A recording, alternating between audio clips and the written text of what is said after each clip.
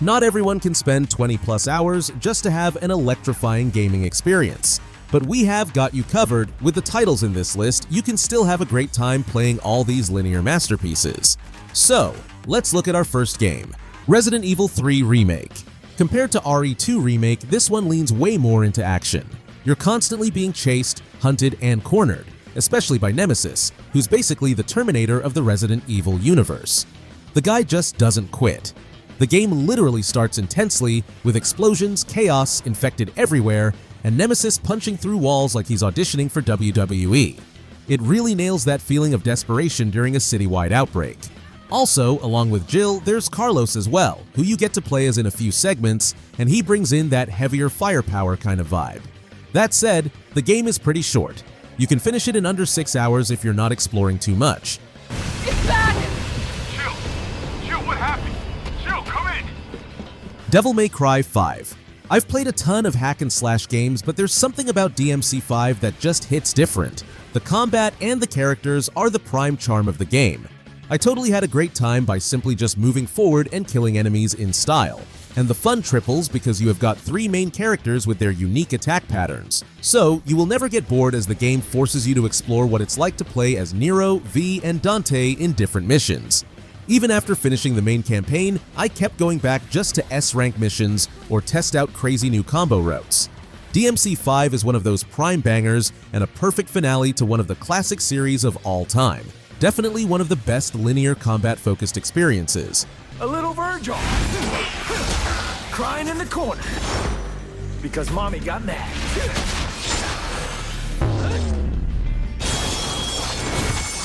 Control. Basic story of the game is that you are exploring a government building and are trying to find your brother, and the twist is that you're the director of the building with telekinesis powers, and somehow everything around you is continuously shifting, something supernatural. The lore is super deep, like you'll find these documents and audio logs that explain the most random creepy thing. It's addictive to read them because every object you investigate has its own twisted backstory. But let's talk gameplay. As I said, you have got telekinetic powers, which basically allows you to throw furniture and chunks of concrete onto the enemies. It all feels like you're some overpowered paranormal superhero. Control is super satisfying once you get the hang of dodging, levitating, and wrecking enemies mid-air.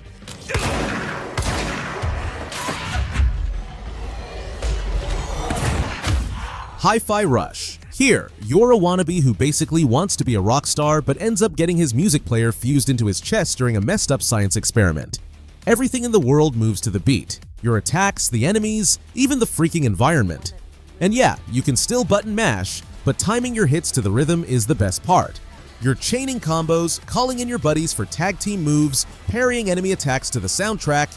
It feels so damn satisfying when you get into the zone. What really makes it stand out though is the style. It's got a comic book look with full-on animated cutscenes that feel like you're watching a high-energy anime. And somehow, it never takes itself too seriously. Honestly, it's one of those games where you can tell the devs just had fun making it. Dodge this!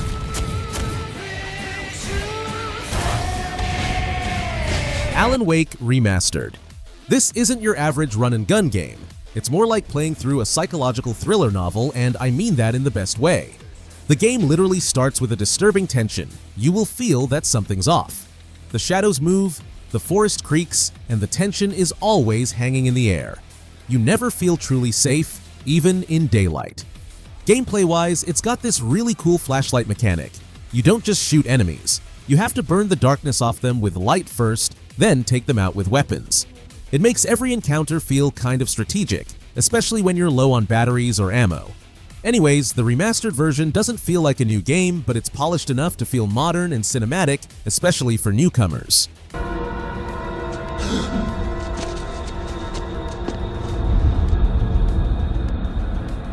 Max Payne, one of the OGs from our prime gaming days. I played Max Payne again a few months back, and it still felt like a brand new experience.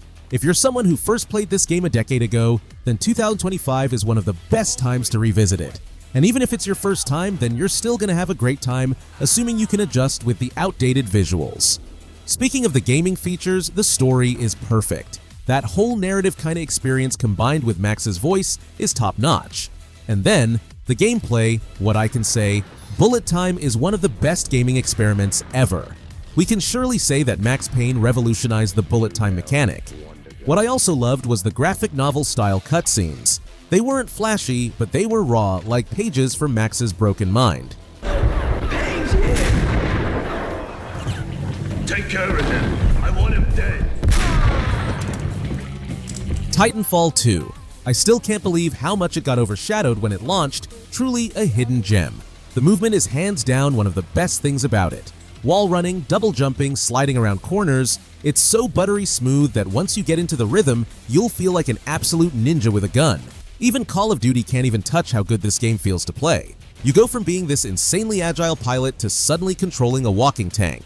The transition is seamless, and each Titan has its own unique weapons and abilities, so you can really tailor it to your playstyle. Honestly, Titanfall 2 deserved way more love than it got.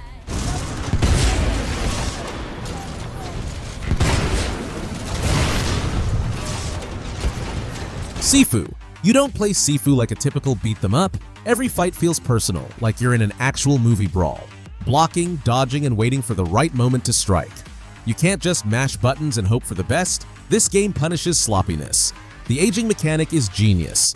Every time you die, you get older, and yeah, you get stronger in damage, but your health takes a hit. The game constantly puts this pressure on you. Do you push forward as an older, wiser fighter with more power but less room for error? Or do you restart to try and make it through younger and with more potential? It's not just about fighting, it's about mastering yourself, like a real martial arts journey. Perhaps one of the best linear experiences that truly focuses on mastering hand-to-hand combat.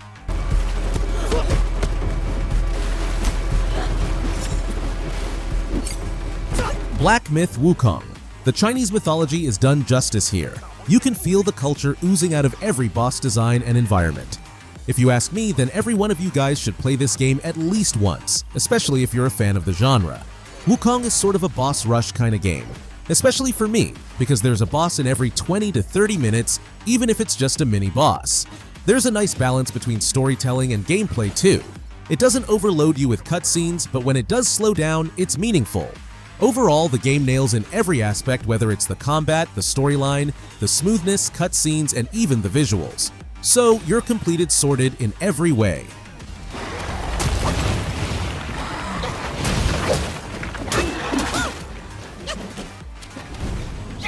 Indika. It's not your usual gamer's game.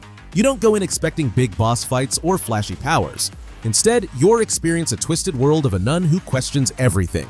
Her faith, her place in the world, even her own sanity. Honestly, it's safe to say that Indika is kind of a weird game, but it does have its own charm. Not for everyone, but for those of you who like what you see here, then yeah, it could be a good choice. As I said, you play as a nun, and there's this demonic-sounding voice that acts as her inner dialogue. The way they talk back and forth is both disturbing and unexpectedly funny.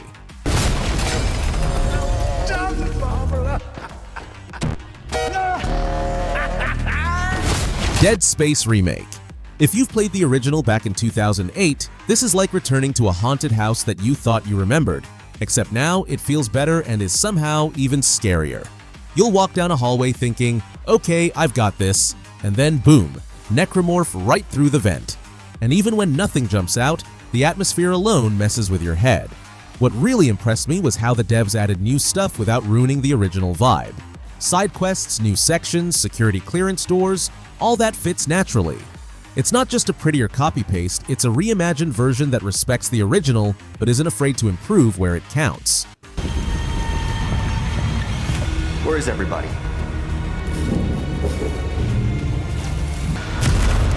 Tomb Raider. I was one of those players who never played the original, so this reboot was my first experience diving into Lara Croft adventure. And I can say, I was not at all disappointed, like not even 1%. The game doesn't feel too much or too overwhelming. It's got that simplicity while still providing an all-out blasting experience. You start off totally raw with a lot to learn and craft, and by the end, you feel proud how much Lara has changed and accomplished. And the experience gets crazier because you realizes that it's just the start of Lara's adventures because there are 2 more parts after this title. Yoko, the first Sun Queen. This is Yamatai. Hellblade 2, doubling down on Senua's psychological adventure. Honestly, I never would have thought that we would ever get a sequel to the original. Hellblade was highly underrated, it's just now after the sequel that it managed to get a decent level of recognition. But before all this, not a lot of players knew about this one. Throughout your adventure, you'll feel uncomfortable, and that's the point. It nails the feeling of psychosis in a way no other game really attempts. Now, gameplay-wise, it's not packed with non-stop action or tons of mechanics. The combat is more cinematic, deliberate, and emotional than technical. Some people might find it too slow or too simple, but for me, it matched the tone perfectly. The giant of Borgavarki is strong. We are But I believe in you. together. I want the bloodshed to end. Evil West. What if I tell you that this one is not focused on reinventing the wheel, but rather it delivers a solid, punchy experience that feels straight out of the PS3 360 era in the best way possible? Think God of War meets Van Helsing, but set in a Western world full of steampunk gear and chunky combat. Combat is definitely the highlight. You're using this electric gauntlet to punch through vampires, demons, and the way enemies explode into pieces is super satisfying. The upgrade system also gives you a decent sense of progression without feeling bloated or grindy. Best part is that the main character is sarcastic, straight-talking hero type, and the dialogue doesn't take itself too seriously, which fits the game's tone perfectly. The Order 1886. This game is one of the most cinematic and polished games I've ever seen on the PS4. The graphics are insane. You legit feel like you're inside a movie, the lighting, the character models, the tiny little details in the environment, everything screams quality. Now, gameplay-wise, I get why some people call it more of an interactive movie than a game. It's pretty linear, and it's not the longest game out there. You can wrap it up in 6 to 7 hours. The cover-based shooting is solid, very Gears of War style, but don't expect crazy fast-paced combat. It's more methodical. If I had to be real, the biggest letdown is the ending. Clearly the devs were planning a sequel and game feels unfinished. But even with that, I still think it's worth playing. About time! Move out! What took you all so long? Banishers. 2 ghost hunters goes on a mission, one of them dies and turns into a ghost, providing help with her newfound ghostly powers. Along with this, there's moral dilemma and deep choices. After every quest you need to make choices whether to banish spurts or send them for reincarnation. Depending on the choices you make throughout your playthrough, the game changes drastically. That's all Ghost of New Eden is mostly about. Yep, there's nothing more than this. The combat, the enemies, the characters, and the overall environment are good enough. After all, this is a AA game, so don't expect God of War type of visuals. But hey, Banishers is still one of the finest adventures. You won't be disappointed at all. The wish your thick skin gave you. Oh, shite! Before I reveal my final pick, here are some bonus games. Indiana Dr. Jones. While you were playing your pointless game, I was playing you. Ken, a Bridge I of Spirits. can see that. You both look very strong. Silent Hill 2 Remake.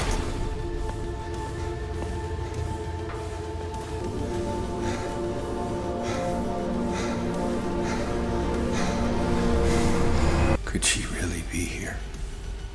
Waiting for me? Super Hot.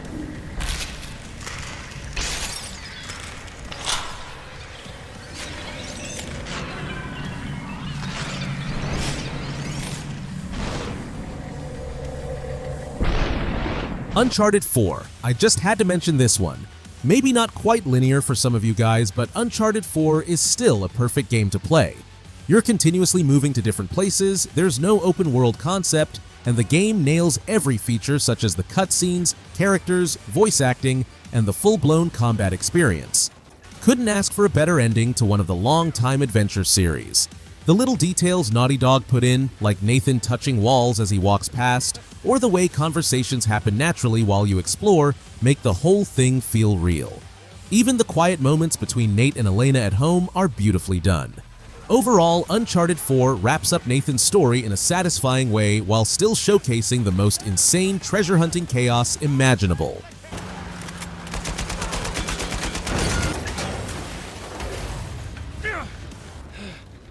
Alright, this finishes our list of some of the prime linear masterpieces that you should definitely play. Some of these titles are not for everyone, but if anything here fits your poison, then dive in because you're surely gonna have a blast. We will publish a part 2 as well, so please click that subscribe button and stay tuned.